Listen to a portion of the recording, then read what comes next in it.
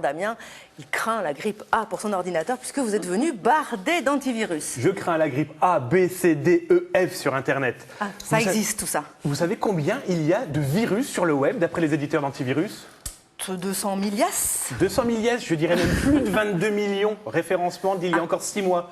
C'est pour ça que les éditeurs d'antivirus ont bien compris aussi le petit business qu'il y a autour et tous les ans, ils sortent des nouvelles éditions de leurs antivirus. Un exemple, Kaspersky version 2010, F-Secure version 2010, G-Data, etc. etc. Oui. À quoi ça sert, vous allez me dire? Eh bien, c'est simple, ça nous permet de nous protéger sur Internet. Parce que des virus, il y en a énormément, mais pas seulement. Et c'est pour ça que les éditeurs ont aussi bien compris le principe.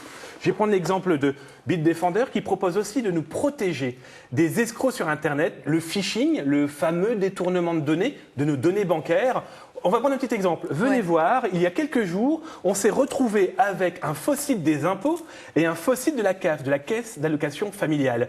Alors là, les pirates ont été joués avec les sites, ils les ont carrément recréés et on se retrouve avec une adresse qui se trouve ici, qui semble être la bonne, impôts.gouv.fr, sauf que devant, on se rend compte que c'est une autre adresse. Et en fait, là, on se retrouve chez un pirate qui a créé un faux site du gouvernement et il nous demande carrément notre nom, le numéro de notre carte bleue, et tant qu'à faire, et alors ça, c'est quand moi je vais sur le site des impôts que je peux me faire rerouter comme ça? Non, c'est plus vicieux parce qu'ils envoient des courriers électroniques par millions et ils essayent de nous faire croire, comme ici avec le site de la CAF, qu'on est sur le site officiel et là, pareil, on nous demande les données. Et heureusement... Donc il faut toujours aller regarder la barre d'adresse alors? Toujours, cette fameuse adresse, comme je vous la montre ici, où là, on se rend compte qu'on est peut-être sur le site de la CAF, mais devant nous, en fait, on est sur un site en Hongrie.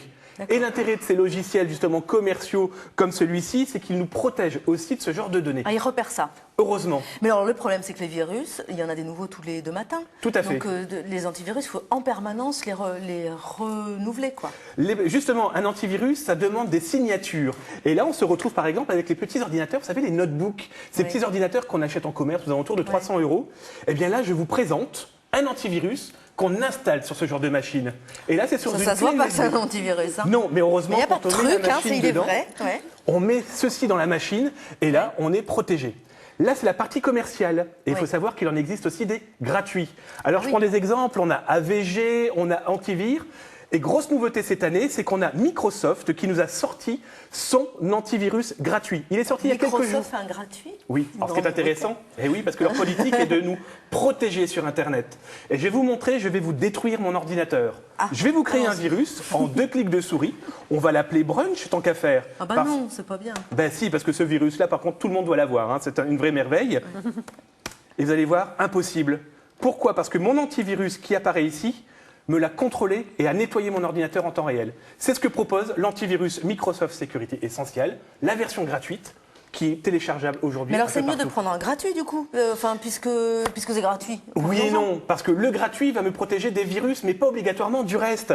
Quand vous regardez un petit peu, ces antivirus commerciaux proposent l'antivirus, l'anti-spyware, c'est le logiciel espion, l'anti-phishing, et très intéressant, le contrôle parental. Ah oui, d'accord. Donc il y a des vrais gros plus, donc c'est quand même intéressant à jeter son œil. Alors après, ça va entre 20 et 90 €. Là, c'est vraiment au choix. Alors le site de la semaine, justement, il s'adresse aux spécialistes de la sécurité informatique. Tout à fait. Ça a été lancé par Aurélien Cabezon, une trentaine d'années. Il habite à Maubeuge et ça s'appelle Security Vibes. Security Vibes, c'est quoi? C'est le gros Facebook, le site communautaire, mais dédié uniquement aux experts ou en tout cas aux personnes intéressées par la sécurité informatique en entreprise. Ah oui, c'est pointu.